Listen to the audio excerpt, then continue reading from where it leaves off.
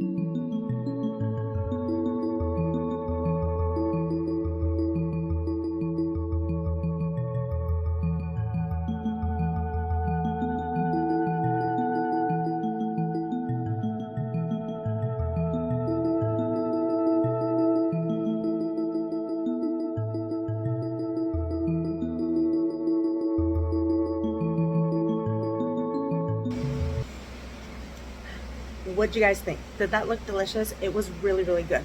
Like I said in the video, like you saw in the video, I should say, because there's no voiceover on that. It was some little extras here and there for the add-ons. The gluten-free bun was a little bit of an extra add-on.